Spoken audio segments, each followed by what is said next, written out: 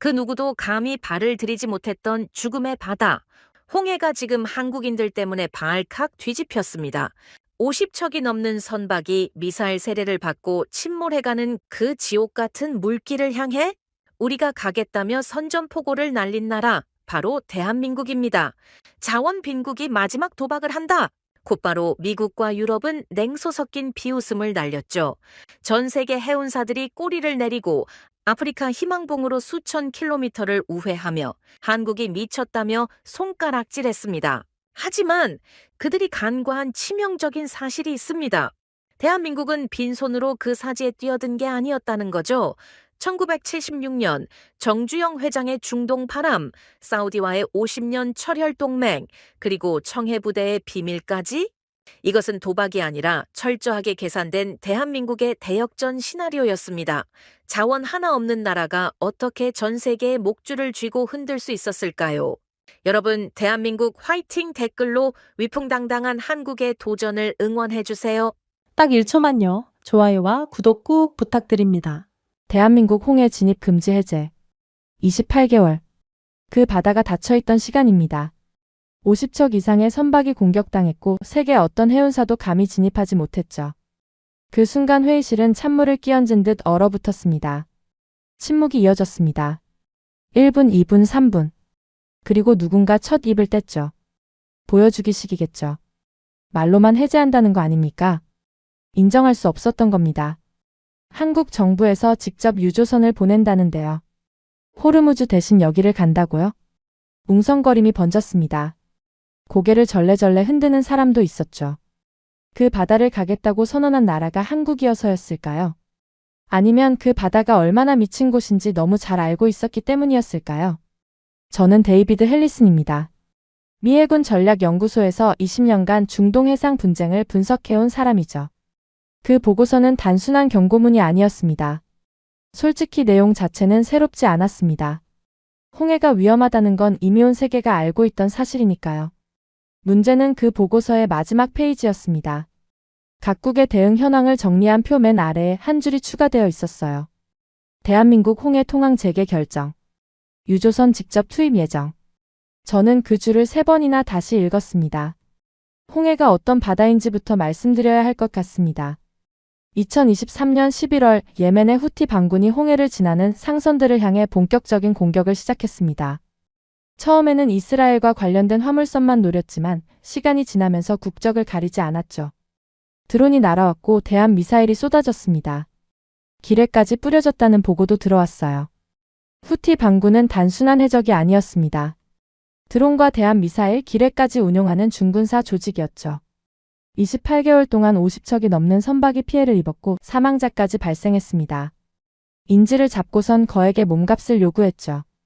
잡힌 선박의 국가들은 울며 겨자먹기로 돈을 보낼 수밖에 없었던 겁니다.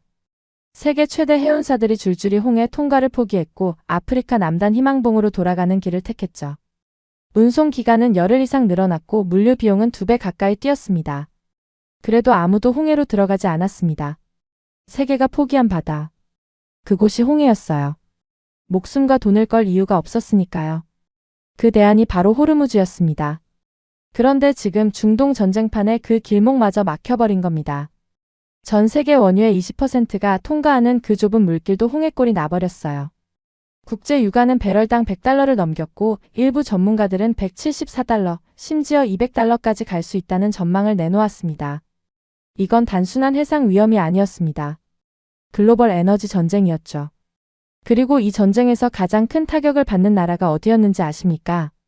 대한민국이었습니다. 한국은 원유 수입의 70%를 중동에 의존하고 있었고 그중 거의 대부분이 호르무즈 해협을 경유하는 물량이었습니다. 호르무즈가 막히면 한국으로 들어오는 원유의 약 60%가 직격탄을 맞는 구조였어요. 경제협력개발기구 회원국 중에서도 원유 수입 의존도가 가장 높은 나라. 그게 한국이었습니다. 회의실의 반응은 냉소 그 자체였습니다. 호르무즈가 막혔다고 홍해를 선택합니까? 그건 탈출구가 아니라 또 다른 지뢰밭입니다. 한 선임 분석관이 안경을 벗으며 한숨을 내쉬었죠. 자원 빈국이 선택할 수 있는 카드가 없긴 없나 봅니다. 그 말에 몇몇이 고개를 끄덕였습니다. 저도 솔직히 그 판단에서 크게 벗어나지 않았어요. 이건 세계 어느 나라도 하지 않는 선택이었습니다. 안전한 길이 막혔으니 더 위험한 길로 가겠다는 겁니다. 도망칠 구석을 찾는 게 아니라 전장 한가운데로 걸어 들어가겠다는 거였죠. 뉴스가 퍼지자 국제 반응도 비슷했습니다. 블룸버그는 한국의 결정을 두고 고위험 도박이라는 표현을 썼고 로이터 통신은 실효성의 의문이라는 논조로 보도했죠.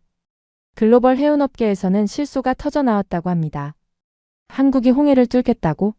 보험사가 거부할 텐데 배를 띄우기나 할 수 있겠어? 유럽 쪽 해운 관계자가 한 말이라고 누군가 전해줬어요. 미국 내부에서도 반응은 마찬가지였습니다. 무모하다. 자살행위에 가깝다. 이건 감정적인 평가가 아니라 데이터에 기반한 냉정한 분석이었죠. 저도 분석가로서 직접 시뮬레이션을 돌려봤습니다. 한국 해군의 호위 전력, 홍해 구간의 위험 밀도, 후티 반군의 공격 빈도와 명중률. 어떤 시나리오로 돌려봐도 깔끔한 답이 나오지 않았어요. 호위 함정이 유조선을 호송한다고 해도 드론대와 대한 미사일을 동시에 상대하면서 민간 선박을 보호하는 건 미 해군조차 완벽히 해내지 못한 과제였으니까요. 이건 용기의 문제가 아니었습니다. 확률의 문제였죠. 그런데 며칠 뒤 후속 자료를 검토하면서 뭔가 이상한 점을 발견했습니다. 한국의 주요 정유사들이 이미 전부 움직이고 있었던 겁니다. SK에너지, GS칼텍스, 현대오일뱅크, S오일. 한국의 4대 정유사가 동시에 원유 확보 작전에 나선 정황이 포착됐죠. 이건 정부 발표 하나에 급하게 대응한 게 아니었습니다. 일사불란했어요. 마치 오래전부터 이 상황을 대비해왔다는 듯이 각 기업이 맡은 역할대로 정확하게 움직이고 있었습니다. 보통 이런 위기 상황에서 기업들은 정부 결정 이후에 눈치를 봅니다. 상황을 관망하고 리스크를 계산한 뒤에야 겨우 한 발을 떼는 게 정상이거든요. 그런데 한국 기업들은 마치 결과를 미리 알고 있는 것처럼 준비를 끝낸 상태였습니다. 정부가 선언하고 기업이 즉시 실행한다. 이건 단순한 위기 대응이 아닙니다. 시스템이 작동하고 있다는 뜻이죠. 이 나라는 뭐 하자는 거지? 저도 모르게 중얼거렸습니다. 호르무즈가 막히니까 홍해로 간다. 세계가 미쳤다고 하는데 기업들은 이미 준비를 끝냈다. 정부와 민간이 하나로 움직이고 있다. 저는 그때부터 생각이 바뀌기 시작했습니다. 한국이 무모한 선택을 한 게 아니라 우리가 모르는 무언가를 갖고 있는 건 아닌지. 한국이 왜 이런 선택을 했는지. 이 무모한 선택이 왜 그렇게 여유로워 보이는지 그 회의실에 있던 누구도 명확히 설명하지 못했지만 한 가지는 분명했습니다. 그들은 확신에 차 있었다는 겁니다. 이건 도박하는 자의 얼굴이 아니었어요. 그리고 그때 한 동료가 제게 파일 하나를 건넸습니다. 이거 한번 봐. 한국 해군 소속인데 그들은 이미 그 바다에 있어. 처음엔 무슨 말인지 이해를 못했어요. 파일을 열었습니다. 거기엔 단 하나의 이름이 적혀 있었죠. 청해부대. 그 이름을 본 순간 저는 이 이야기가 제가 생각했던 것과는 완전히 다른 이야기라는 걸 직감했습니다. 저는 그날 밤 사무실에 남았습니다. 청해부대라는 이름 석자가 머릿속에서 떠나지 않았거든요. 솔직히 말하면 저는 한국 해군에 대해 아는 게 거의 없었습니다. 미 해군 전략연구소에서 20년을 일했지만 제 분석 영역은 늘 중동과 아프리카 해역이었죠. 한국은 동아시아 해양 안보 쪽에서 가끔 이름이 올라오는 정도였고 솔직히 그마저도 일본이나 중국에 비하면 관심 밖이었습니다.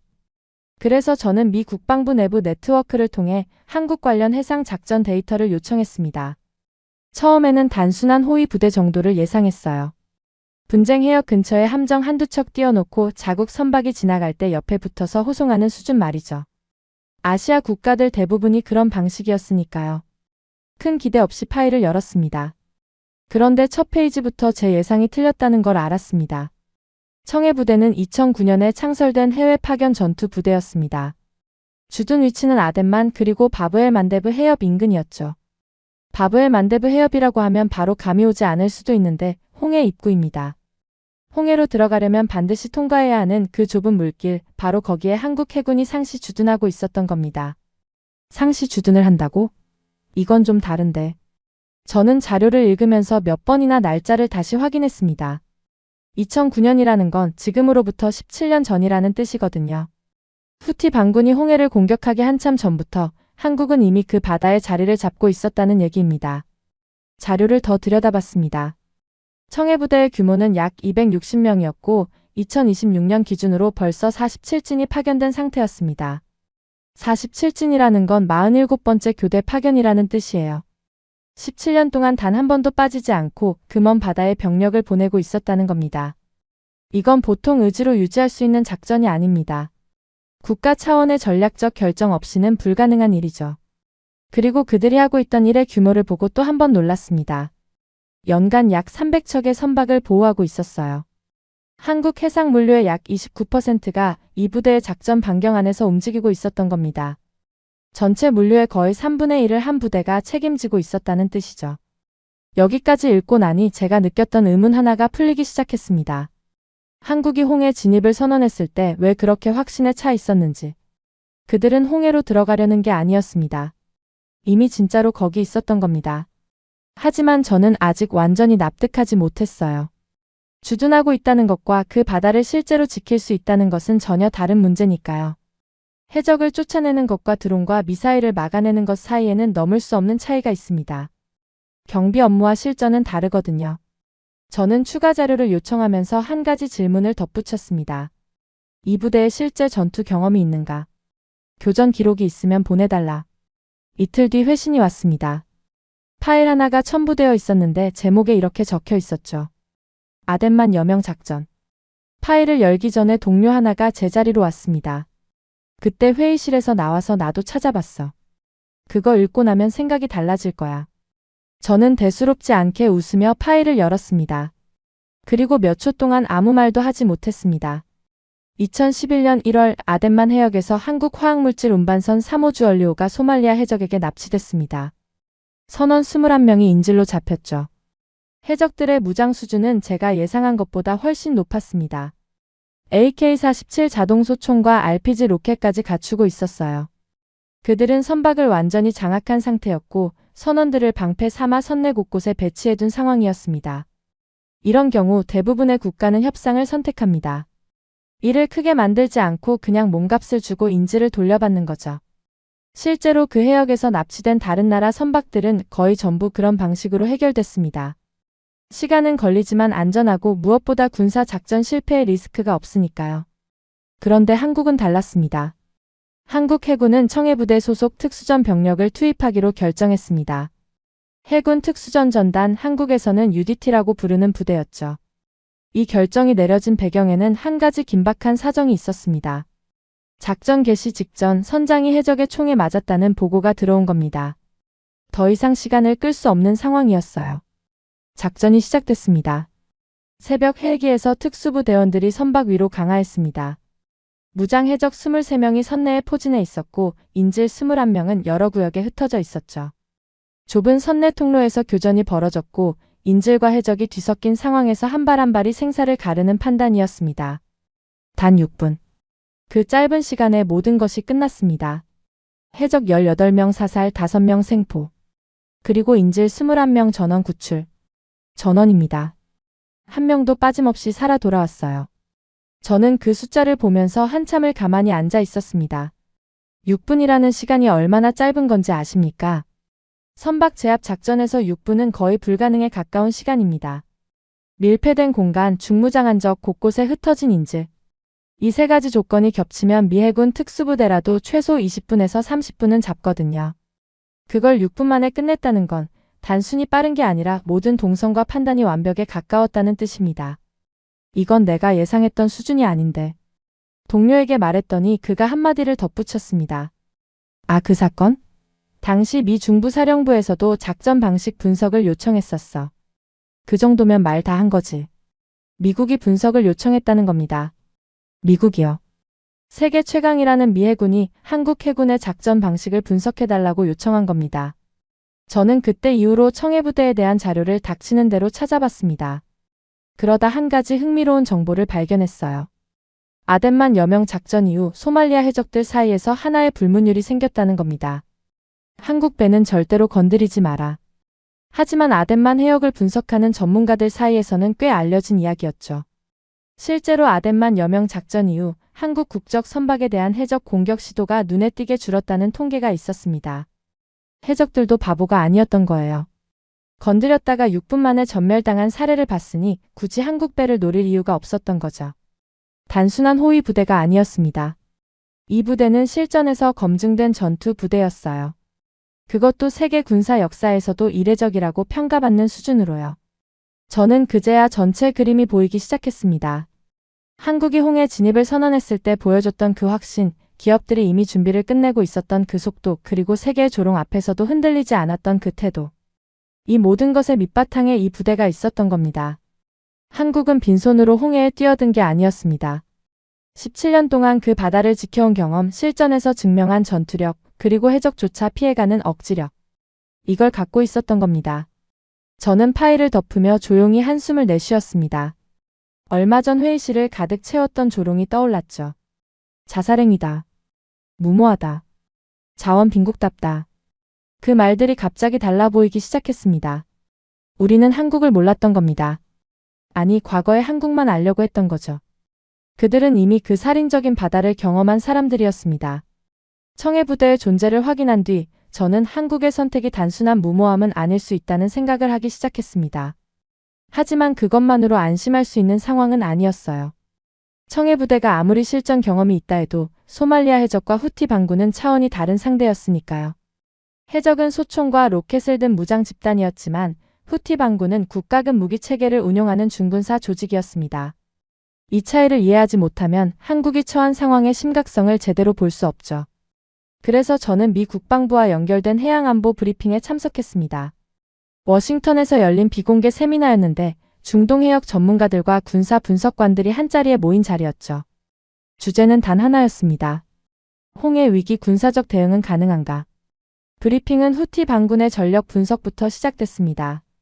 발표자가 화면에 띄운 첫 번째 슬라이드를 보는 순간 회의장 분위기가 무거워졌어요. 후티 반군이 보유한 무기 목록은 해적과는 비교 자체가 불가능한 수준이었습니다. 이란제 공격 드론은 수백 킬로미터 밖에서 발사할 수 있었고 대함 순항미사일은 함정의 방어 체계를 뚫을 수 있을 만큼 정밀했죠. 거기에 해상 기뢰까지 살포하고 있다는 첩보가 있었습니다. 드론은 하늘에서, 미사일은 수평으로, 기뢰는 수면 아래에서. 세 방향에서 동시에 위협이 들어오는 구조였어요. 이건 바다 위에서 벌어지는 전쟁이었습니다. 이건 해적 소탕 작전이 아닙니다. 이건 전면전에 준하는 위협입니다. 발표자가 분명하게 말했습니다. 그 한마디에 회의장이 조용해졌어요. 저도 그 순간 등줄기가 서늘해지는 걸 느꼈습니다. 20년간 중동 해상 분쟁을 분석해왔지만 비국가 무장단체가 이 정도 수준의 해상 타격 능력을 갖춘 사례는 본 적이 없었거든요. 후티 반군은 단순한 반군이 아니라 사실상 해상 전쟁을 수행할 수 있는 세력이었습니다. 브리핑은 계속됐습니다. 두 번째 발표자가 올라와서 홍해 해역의 피해 현황을 상세히 설명했죠. 단순히 공격 횟수만의 문제가 아니었습니다. 완전히 침몰한 선박도 있었고 화재로 며칠간 표류한 유조선도 있었어요. 선원이 목숨을 잃은 사례도 보고됐습니다. 공격 방식은 점점 정교해지고 있었죠. 초기에는 단순한 드론 공격이었지만 최근에는 드론과 미사일을 동시에 발사해서 함정의 방어 체계를 분산시키는 복합 공격 패턴으로 진화한 상태였습니다.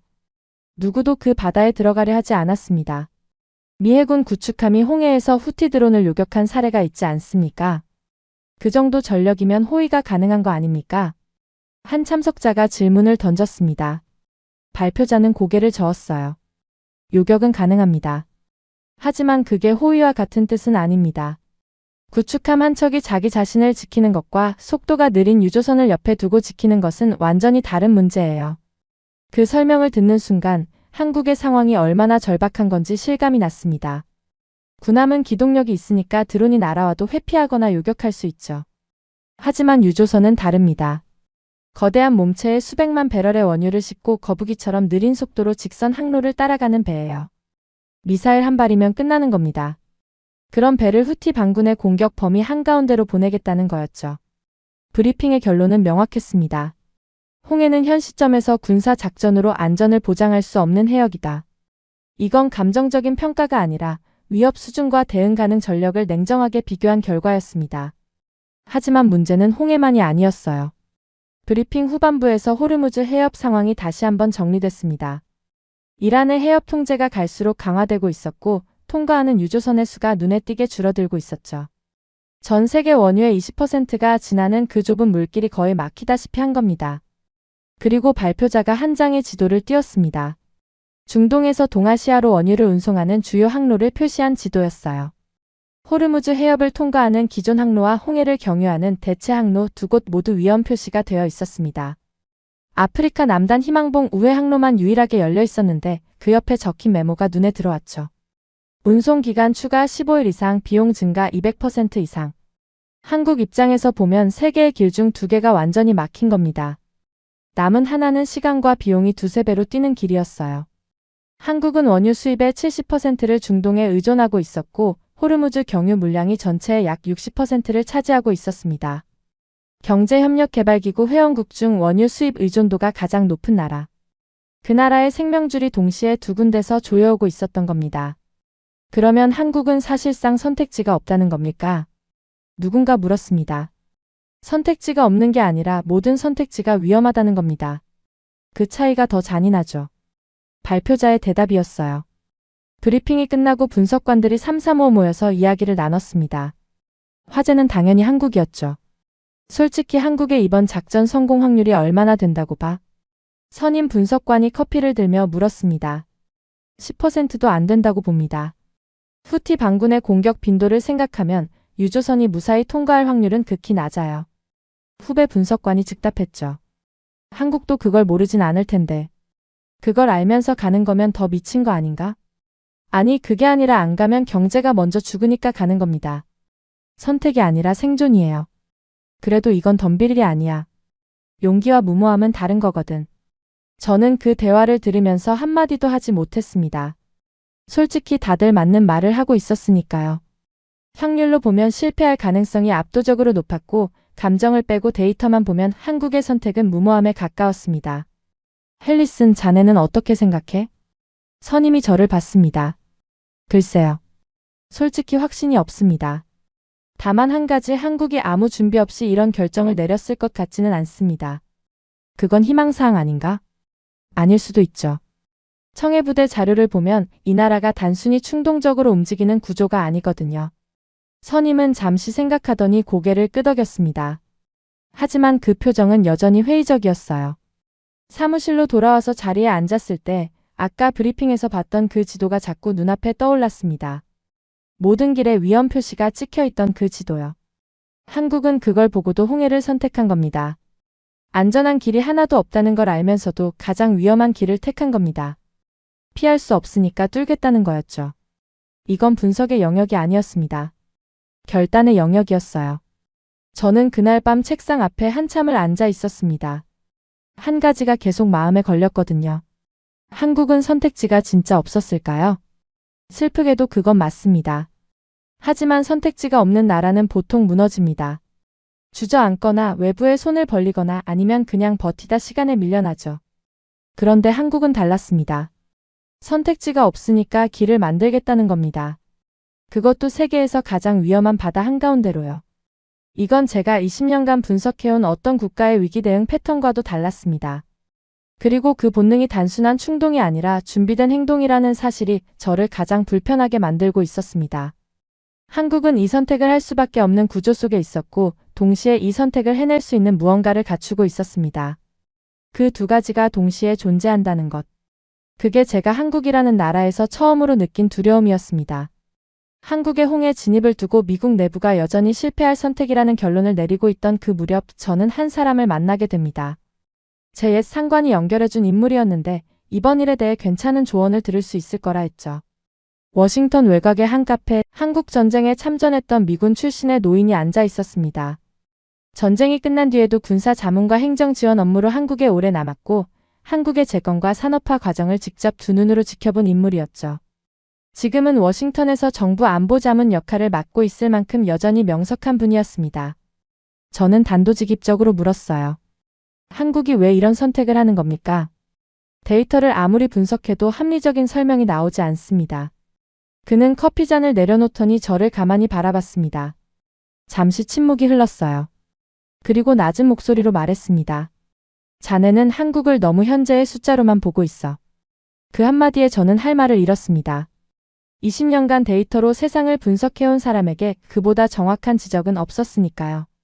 나는 그 나라가 잿더미였을 때를 봤네. 제일 처참하게 무너졌을 때 말이야. 그는 천천히 말을 이어갔습니다.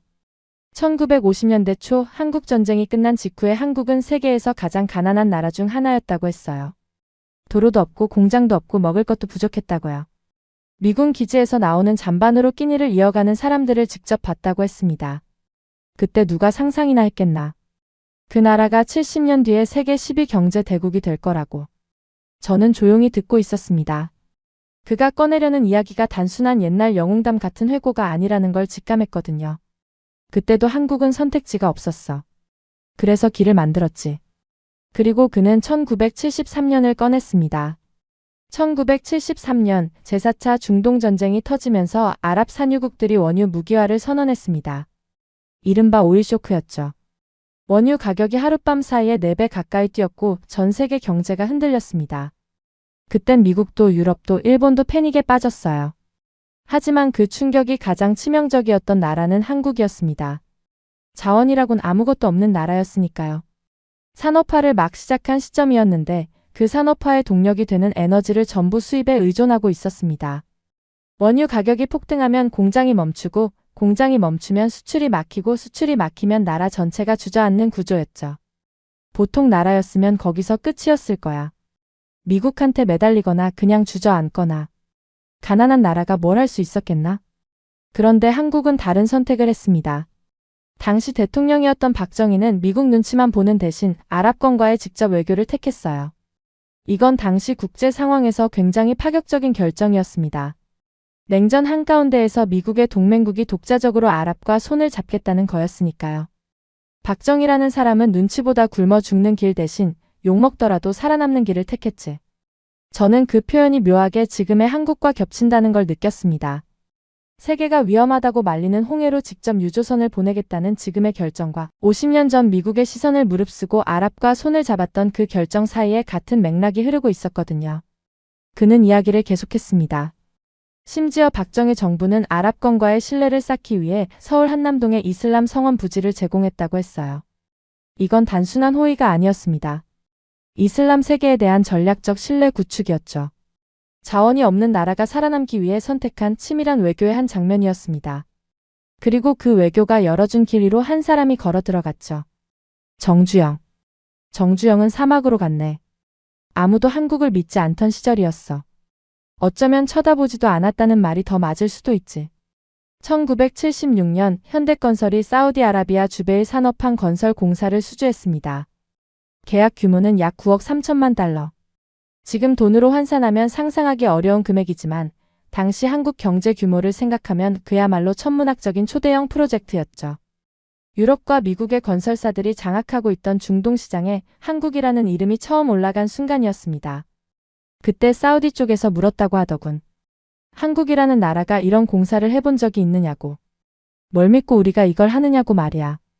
저는 물었습니다. 그래서 뭐라고 답했습니까? 그는 웃었습니다. 해본 적이 없었지. 하지만 해내겠다고 했어. 그리고 진짜 해냈네. 정주영이 연 그 길을 따라 한국 건설사들이 줄줄이 중동으로 향했습니다. 1975년 해외 건설 수주액은 약 7억 5천만 달러 수준이었는데 불과 5년 만인 1980년에는 82억 달러로 10배 넘게 뛰었어요. 그리고 1983년 기준으로 약 22만 명의 한국 노동자들이 중동 현장에서 일하고 있었습니다. 22만 명입니다. 섭씨 50도가 넘는 사막에서 가족과 떨어져 조국의 산업화를 위해 땀을 흘린 사람들이었어요. 그 50도 사막에서 번 돈이 한국의 제철소가 되고 고속도로가 되고 조선소가 됐네. 그의 말에 저는 잠시 숨을 멈췄습니다. 포스코 경부고속도로 조선소. 한국 경제의 뼈대를 이루는 그 거대한 기반 시설들이 사막에서 벌어온 돈으로 세워졌다는 겁니다. 실제로 1975년부터 1980년 사이 한국 외화 수입의 85% 이상이 중동 건설과 오일머니에서 나왔다는 기록이 있습니다. 저는 그 숫자를 듣는 순간 소름이 돋았어요. 85%라는 건 한국의 산업화가 사실상 중동 위에서 시작됐다는 뜻이거든요. 그리고 그 중동과의 관계를 한국은 50년 동안 끊지 않고 이어왔다는 겁니다.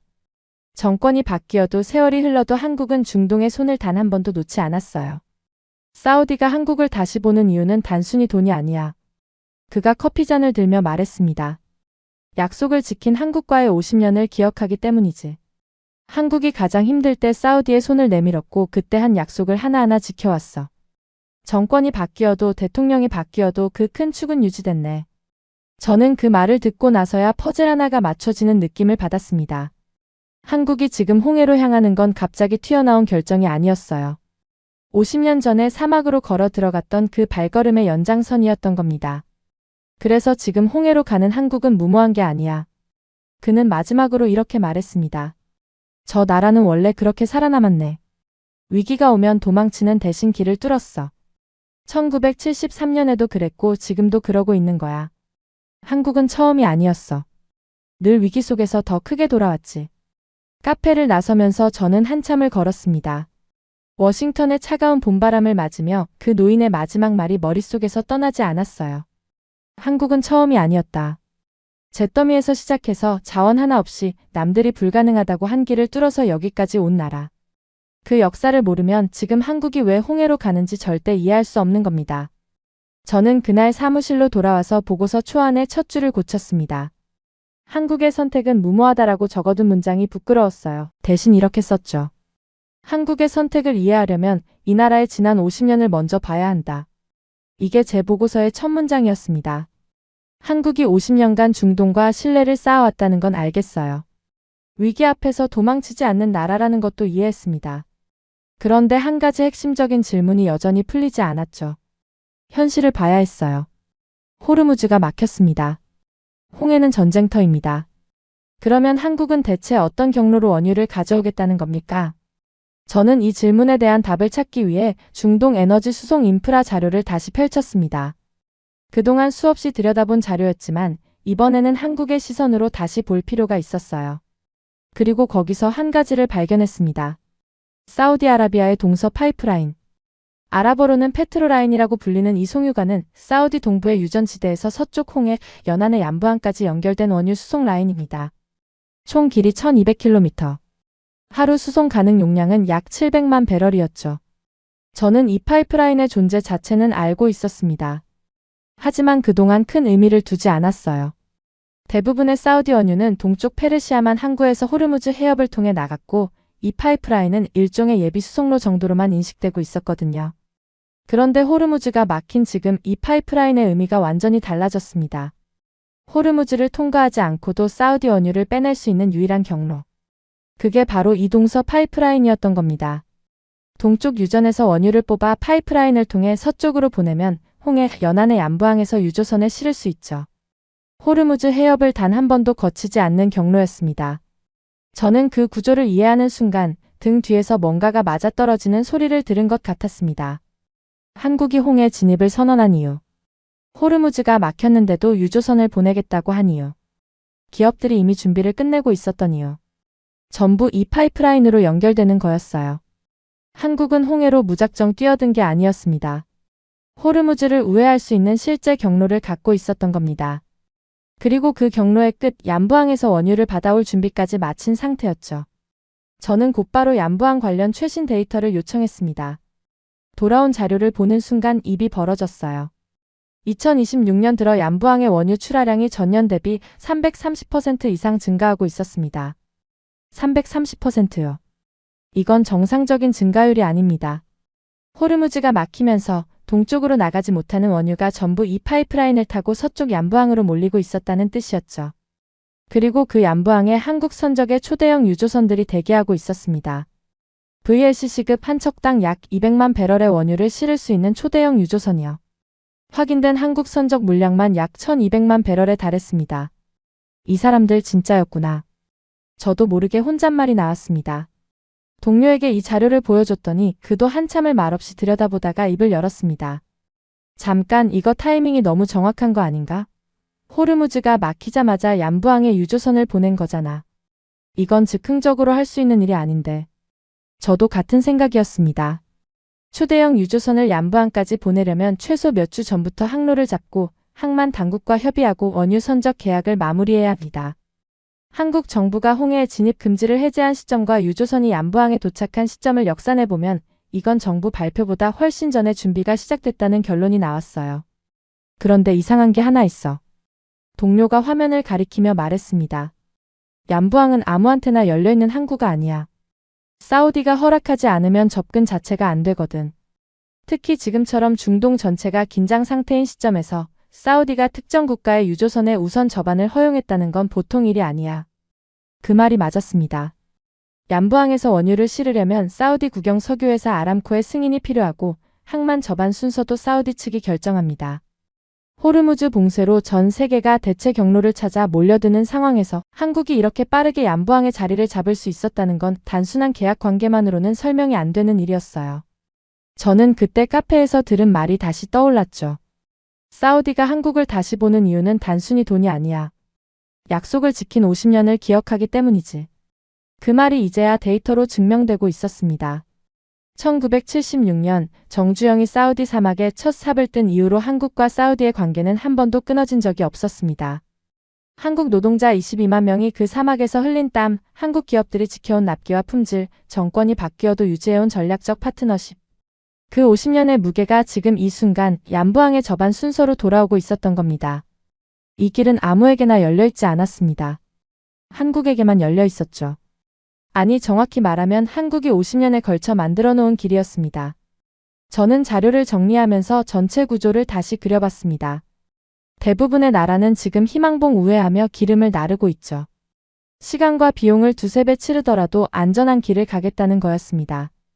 그런데 한국은 다른 길을 찾았어요.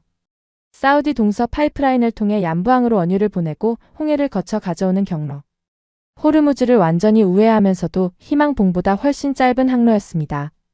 문제는 그 경로의 한가운데에 후티 반군이 있다는 것뿐이었죠. 결국 핵심은 홍해 통과가 가능하냐 불가능하냐 이 한 가지로 귀결되는 거네. 제가 말하자 동료가 고개를 끄덕였습니다. 맞아. 파이프라인이 있고 얌부항이 있고 유조선도 준비돼 있어. 사우디와의 관계도 확보된 상태야. 한국은 퍼즐의 모든 조각을 다 맞춰놓은 거야.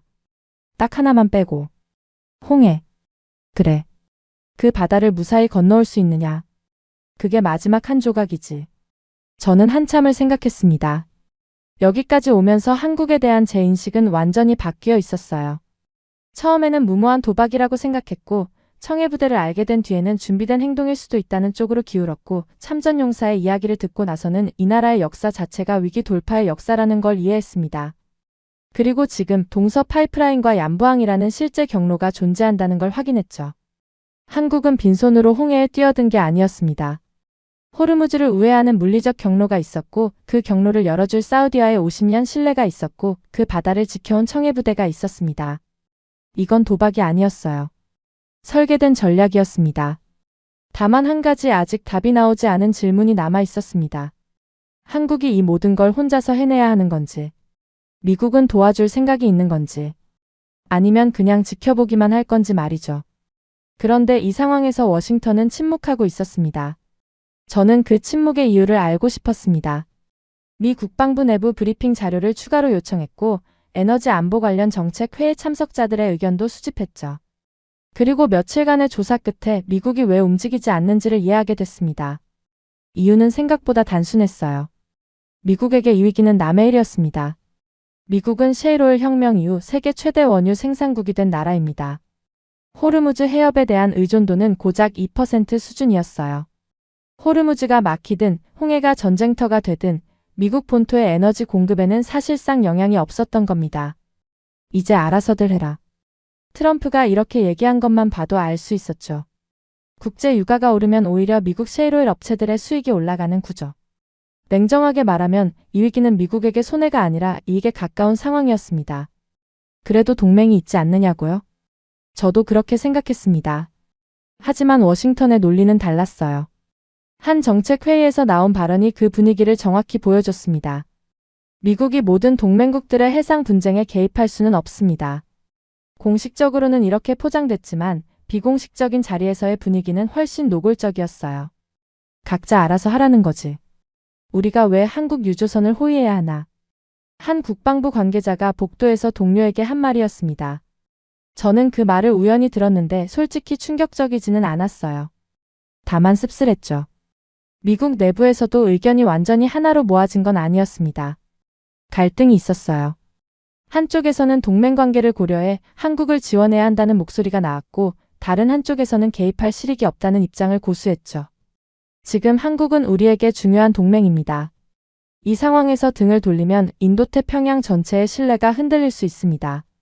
국무부 쪽 인사가 회의에서 이렇게 발언했다는 걸 나중에 전해 들었습니다. 하지만 그 발언은 곧바로 반박에 부딪혔죠. 신뢰 문제는 외교로 관리하면 됩니다.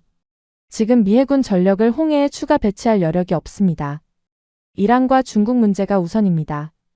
결국 미국의 결정은 후자의 손을 들어줬습니다. 공식적으로는 상황을 주시하고 있다는 외교적 표현이 나왔지만 실질적인 군사 지원이나 호위 작전은 없었어요. 미국은 움직이지 않았습니다. 저는 이 결정을 개인적으로 어떻게 받아들여야 할지 한참을 고민했습니다. 분석가로서 미국의 판단은 합리적이었어요. 자국에 직접적인 피해가 없는 위기에 군사 자산을 투입할 이유가 없다는 건 전략적으로 맞는 계산이니까요. 하지만 동시에 한국의 입장에서 이 상황을 바라보면 전혀 다른 그림이 그려졌습니다. 70년 동맹의 무게가 시험대에 올랐는데 답은 침묵이었던 겁니다. 한국의 경제 생명줄이 끊어질 위기에 놓여 있는데 가장 가까운 동맹국이 각자 알아서 하라고 한 겁니다. 동료와 점심을 먹으면서 이 이야기를 꺼냈더니 그가 의미심장하게 말했습니다. 미국이 안 움직인다는 건 한국 입장에서 보면 두 가지 의미야. 하나는 도움을 기대할 수 없다는 것. 다른 하나는 눈치 볼 필요도 없다는 것. 그 말이 묘하게 걸렸습니다. 무슨 뜻이야? 한국이 미국 눈치를 봤으면 홍해에 못 갔을 수도 있어. 미국이 말리면 동맹국으로서 따를 수밖에 없으니까. 그런데 미국이 아예 관심을 끊어버렸잖아. 결과적으로 한국은 자유롭게 움직일 수 있게 된 거지. 저는 그 해석이 당장은 와닿지 않았지만 나중에 돌이켜보니 정확한 분석이었습니다. 미국의 침묵은 한국에게 두 가지를 동시에 안겨줬어요. 고립과 자유. 도움받을 곳이 사라졌다는 절박함과 누구의 허락도 필요 없다는 독립성이 한꺼번에 주어진 겁니다. 그리고 한국은 그 상황에서 주저앉는 대신 독자적으로 움직이기 시작했습니다. 미국의 호의 없이, 미국의 승인 없이 오롯이 자국의 판단과 자국의 전력으로 홍해를 열겠다는 결정을 밀어붙이고 있었죠. 저는 그 모습을 보면서 묘한 감정을 느꼈습니다. 분석가로서 미국의 결정이 합리적이라는 건 알고 있었지만 한편으로는 불편했어요. 우리가 동맹의 위기를 방관하고 있다는 사실이, 그리고 그 방관 속에서 한국이 혼자 길을 찾아가고 있다는 사실이요. 한국은 미국에 기대지 않았습니다. 원망하지도 않았어요. 그냥 자기 길을 갔습니다. 한국은 원래 혼자서 길을 뚫어온 나라라고 했죠. 1973년 오일 쇼크 때도 사막에 첫 삽을 뜰 때도 누군가 나서서 도와준 게 아니었습니다. 스스로 결정하고 스스로 감당하고 스스로 결과를 만들어 왔던 거예요. 2026년에 한국도 마찬가지였습니다. 미국이 침묵한 그 자리에서 한국은 이미 다음 수를 두고 있었죠. 저는 그날 저녁 사무실에서 한국 관련 자료를 다시 펼쳤습니다. 미국이 빠진 판에서 한국이 어떤 카드를 갖고 있는지를 다시 점검하고 싶었거든요. 청해부대, 동서 파이프라인, 양부항, 사우디와의 50년 신뢰. 모든 조각이 제자리에 있었습니다. 그리고 한국의 소식보다 먼저 움직인 건 중동이었어요. 그 소식을 처음 접한 건 저녁 늦게 사무실에서였습니다. 중동 지역 담당 동료가 급하게 제 자리로 걸어오더니 모니터 화면을 가리키며 말했죠. 헬리슨, 이거 봐. 사우디하고 아랍에미리트가 움직였어. 저는 처음에 무슨 뜻인지 바로 이해하지 못했습니다. 사우디와 아랍에미리트가 움직였다는 건 홍해 위기에 대한 자체 대응을 시작했다는 뜻인 줄 알았거든요. 그런데 화면에 뜬 내용은 전혀 다른 이야기였습니다. 그들이 움직인 방향은 홍해가 아니었어요. 한국이었습니다. 사우디와 아랍에미리트가 한국을 향해 먼저 손을 내밀었다는 겁니다. 원유 우선 공급 협의, 에너지 안보 관련 긴급 협력 채널 가동. 이건 한국이 요청해서 이루어진 게 아니었습니다. 중동 쪽에서 먼저 제안한 거였어요. 이게 말이 돼? 사우디가 먼저? 저는 솔직히 믿기 어려웠습니다. 지금 중동 전체가 위기 상황이었거든요. 이란과의 긴장, 후티 반군의 공격, 호르무즈 봉쇄. 자기들도 살피기 어려운 상황에서. 그런 와중에 한국을 향해 먼저 손을 내밀었다는 겁니다. 왜 한국이지? 일본도 있고 인도도 있잖아. 원유 수입국이 한둘이야. 제가 묻자 동료가 화면을 스크롤하며 대답했습니다. 그게 말이야, 한국이 이번 중동 위기에서 가장 먼저 응답한 나라래. 군사적으로. 그 말에 저는 의자에서 몸을 일으켰습니다. 자료를 확인해 보니 한국은 중동 위기가 고조되는 시점에서 사우디와 아랍에미리트에 대한 무기 지원을 즉각 실행에 옮기고 있었습니다. 이건 새로운 계약이 아니었어요. 이미 진행 중이던 방산 협력의 연장선이었지만 위기 상황에서 납품 일정을 앞당기고 추가 물량을 확보해 준 겁니다. 특히 한국의 방공 시스템이 핵심이었습니다.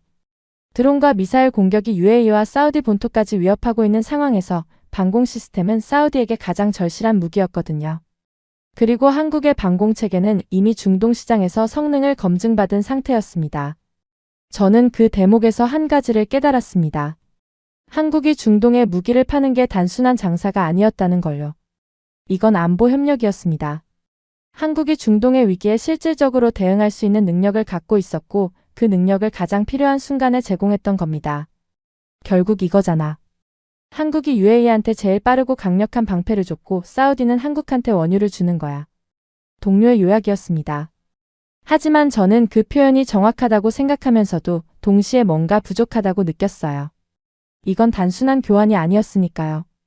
특히 한국과 사우디의 관계를 거래라고 부르기에는 너무 오래된 역사가 있었습니다. 50년 동안 쌓아온 신뢰, 사막에서 흘린 땀, 지켜온 약속들. 그 위에 지금의 방산 협력이 올라와 있는 겁니다. 사우디가 한국에 먼저 손을 내민 건 올해의 무기 계약 때문만이 아니었어요.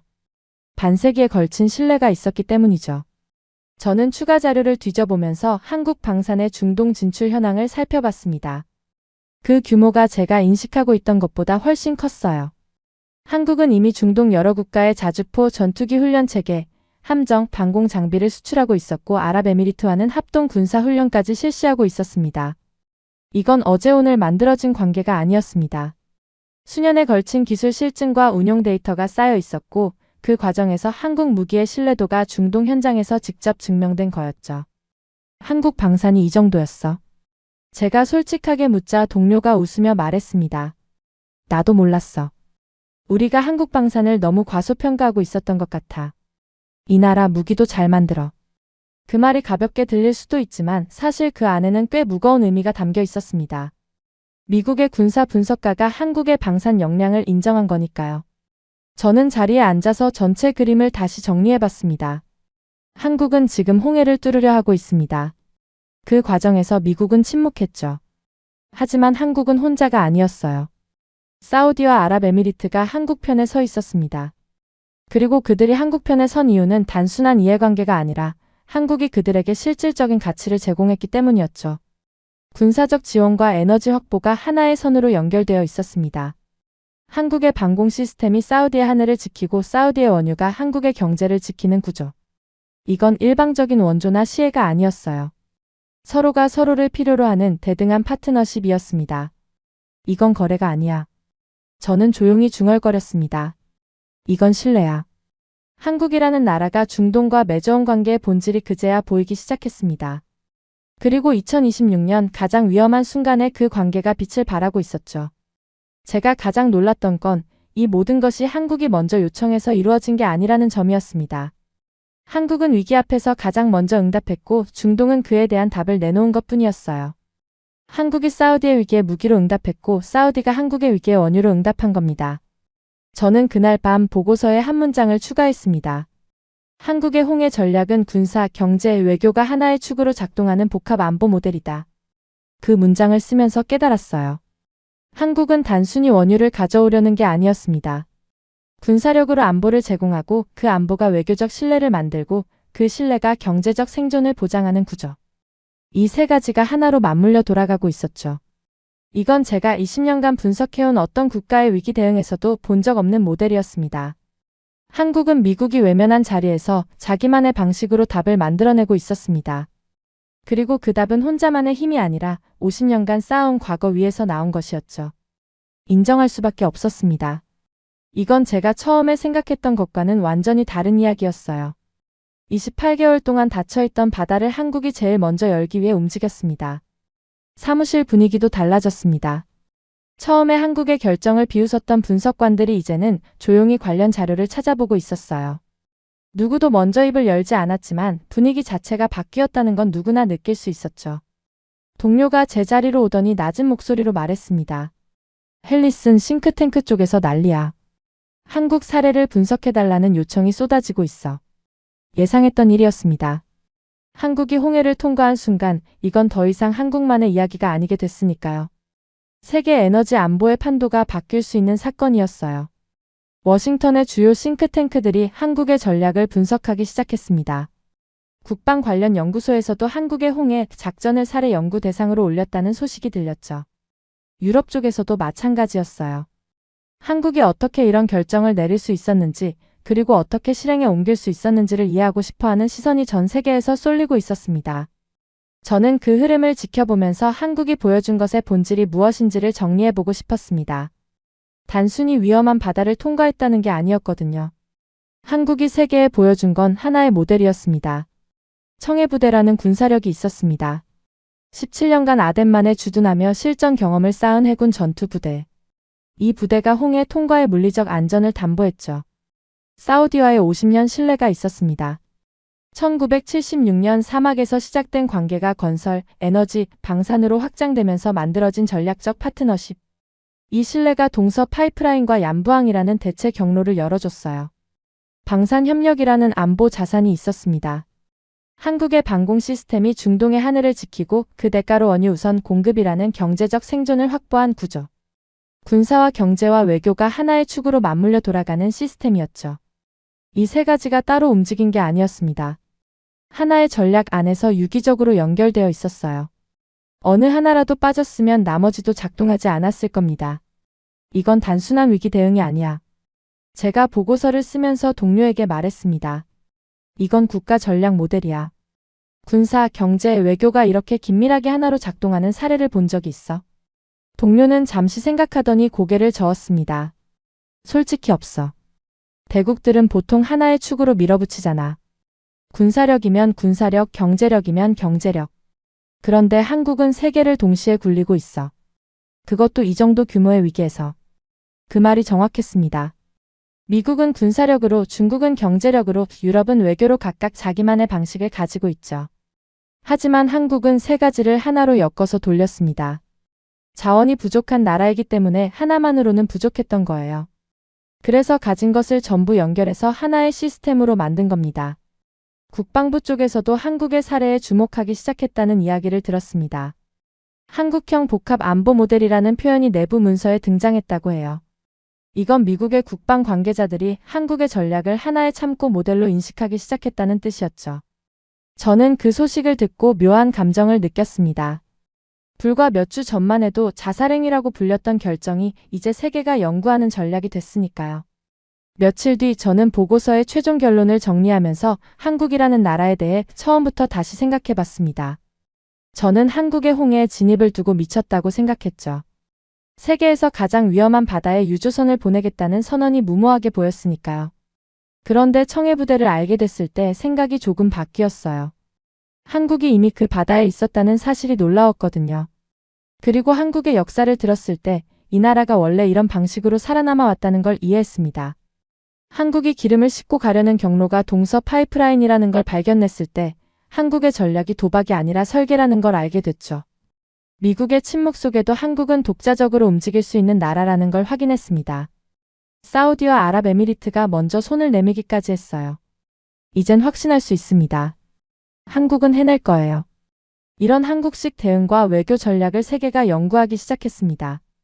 저는 보고서의 마지막 문장을 쓰면서 오랫동안 펜을 들고 있었습니다. 20년간 중동 해상 분쟁을 분석해오면서 한국과에 대해 이렇게 깊이 생각해본 적은 처음이었거든요. 한국은 더 이상 보호받는 나라가 아니었습니다. 보호가 필요한 나라에서 스스로 길을 만드는 나라로 바뀌어 있었어요. 처음 그 보고서를 받았을 때 회의실을 가득 채웠던 조롱이 기억납니다. 무모하다. 자살행위다. 자원 빈국답다. 그 말들이 지금은 전혀 다르게 들립니다. 한국은 자원이 없었기 때문에 더 치밀했고, 혼자였기 때문에 더 단단했고, 위기가 일상이었기 때문에 더 빠르게 움직였습니다. 한국이 미쳤다.